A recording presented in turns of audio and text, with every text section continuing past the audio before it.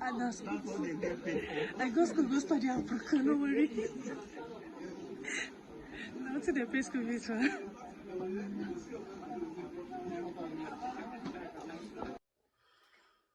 Okay, that was Senator Natasha this morning coming into the court. I was at the High Court earlier today to be with her, and she came into the court.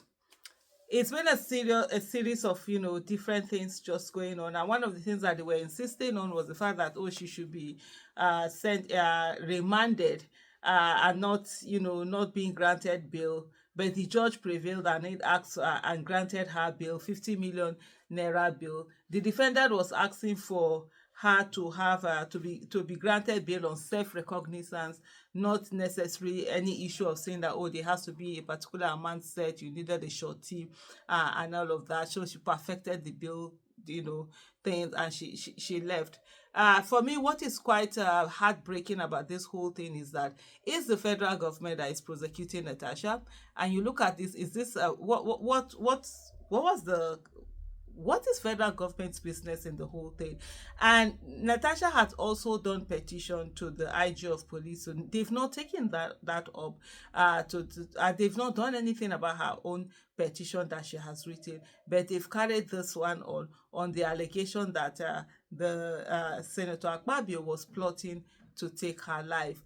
And so if it's an allegation, why is Senator Akpabio not the one who is going to court, to sue her for the things that she has said and all of that? Why is it that there's the federal government itself that is taking this on? But of course, we do know the kind of how do I put it? The kind of thing that they keep doing in this country, the kind of injustice that we have, and the way the judiciary is always used as a tool, of oppression. It was quite interesting just sitting down in the court and watching the prosecution lawyer, just go back and forth. The judge was quite good. I would say that the way she handled the case, it wasn't the case of you seeing an impartiality. So it wasn't a case of you seeing partiality. It was actually, she was impartial, and she handled some of the cases, because even the prosecution, some of the things, the way he was saying them, even for those of us who are not even legal professionals, they just weren't making sense. One of the things that they tried to say is that that Senator Natasha is a plea.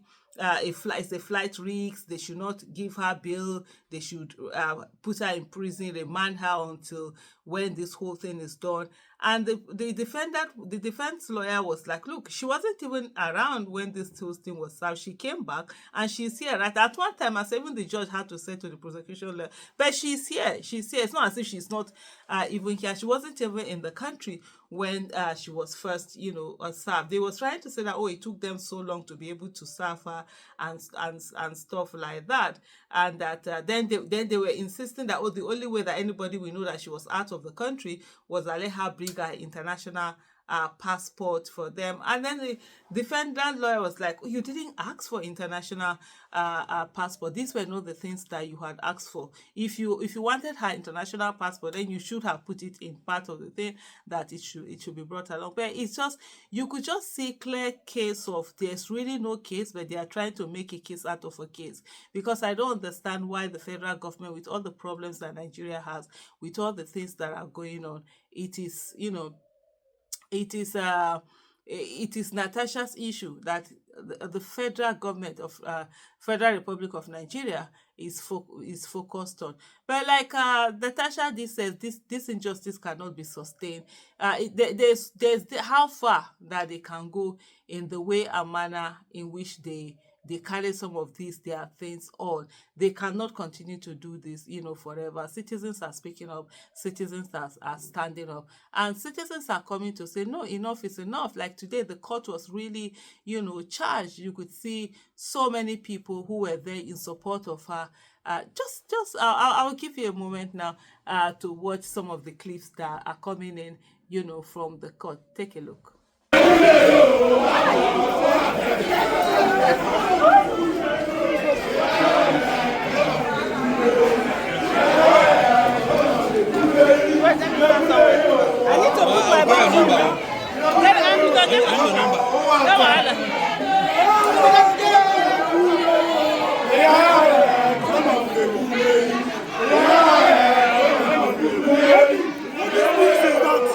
What this means is that the Naira is not aware that you don't fight in-house fight. As he has stated, he's going to fall down. He is not fall yet. No, you had to.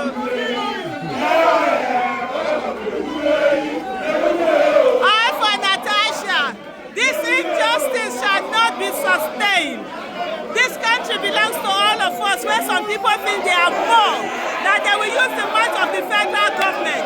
We will let them know that the people are the federal government.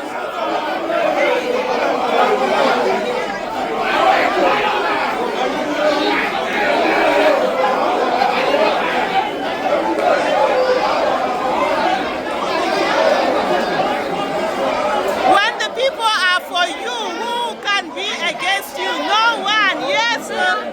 No one can be against you. Thank you. Yes, I did it. Sarah says she's outside. Okay, so this injustice cannot be sustained. Where they think that we use the power of the federal government against us, we will let them know that we the people are the federal government, and we will stand with justice. This injustice will never and can never be sustained. Thank you. Okay, you did see that the whole place, being charged. There were lot. Oh, there's another clip that I'm going to put for you again at the end of it. At the end of it, I think it's all about injustice, and every Nigerian knows how it is to feel helpless. Even at the court, there met a lady who said she knows exactly what Senator Natasha is going through. That she also had same problem, and a particular former who is now no longer the former registrar of the court, wanted to sleep with her. And when she said no, she was bullied, a lot of things. She was taken out of, FCT, carried to some where else, far away, just to punish her. But she said she just took it in her stride, used that moment to go and get some education out of the country and come back. By the time she was even back, this person had been retired or removed or something like that. So many people are going through so much in the hands of some people who feel they have semblance of power, and people are really there saying enough is enough. This injustice cannot be sustained. Just take a look at this.